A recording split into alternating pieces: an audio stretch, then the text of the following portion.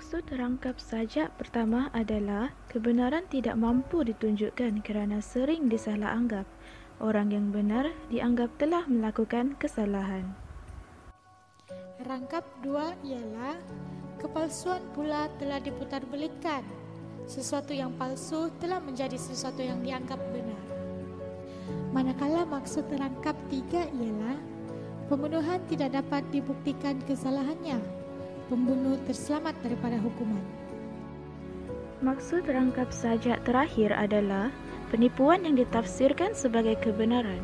Penipu gembira kerana berjaya menipu. Persoalan yang pertama adalah persoalan tentang kebenaran yang disalah anggap.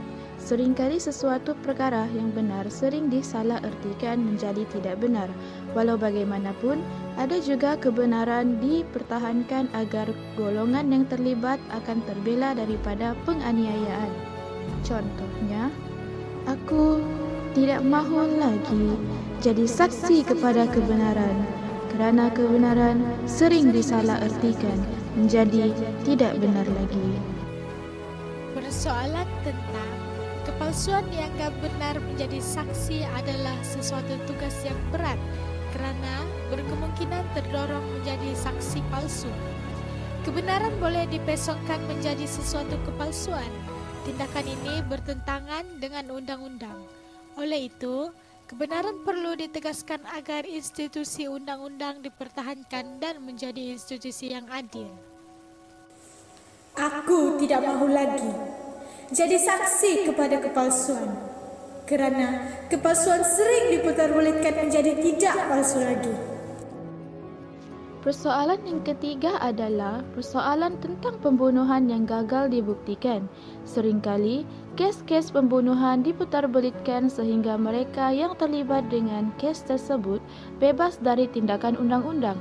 Kes pembunuhan memerlukan saksi hadir di mahkamah bagi memberi keterangan agar kebenaran dapat dibuktikan. Contohnya, aku tidak mahu lagi jadi saksi kepada pembunuhan kerana pembunuhan sering dibolak-balikkan hingga pembunuh melangkah tenang. Persoalan tentang penipuan yang dianggap benar. Penyajak bimbang, penipuan akan dimanipulasikan sehingga penipuan itu tidak lagi dilihat sebagai satu bentuk penipuan. Saksi-saksi bagi kes-kes penipuan perlu dilindungi agar mereka berani tampil mengemukakan bukti-bukti yang sahih. Mereka yang terlibat dalam penipuan boleh dibawa ke muka pengadilan untuk menjadi iktibar. Aku tidak mahu lagi jadi saksi kepada penipuan kerana penipuan sering disalah tafsirkan hingga penipu bersiul gerim.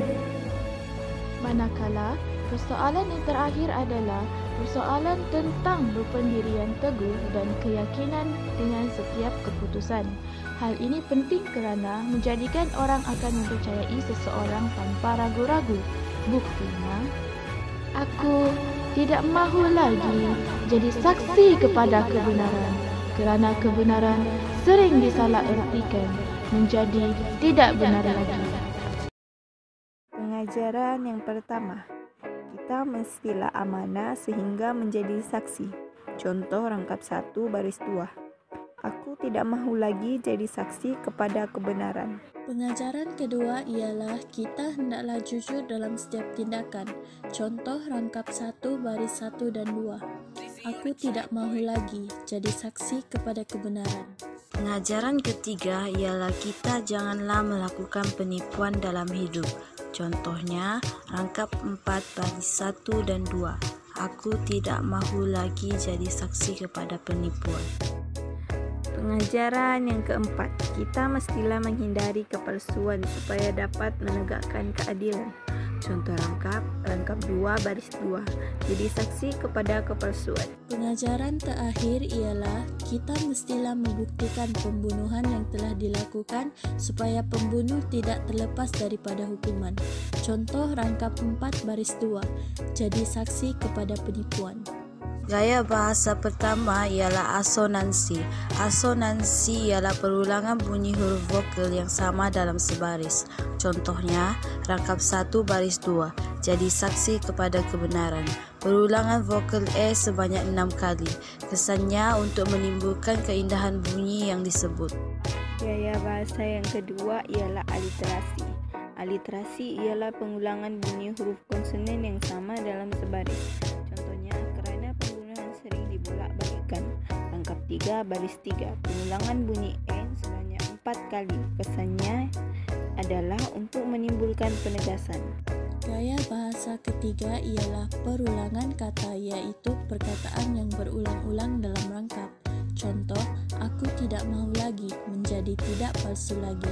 Rangkap 2 baris 1 dan 4. Kesannya dapat memberi penegasan kepada maklumat yang disampaikan. Gaya bahasa keempat ialah perulangan baris, yaitu perulangan ayat yang sama dalam baris rangkap. Contohnya, aku tidak mahu lagi rangkap 1, 2, 3, dan 4 bagi setiap baris. Kesannya untuk memberi penegasan. Gaya bahasa yang kelima ialah perulangan fasa, yaitu perulangan sebagian kata. Contoh, jadi saksi kepada. Rangkap 1, 2, 3, dan 4 bagi setiap baris. Kesannya untuk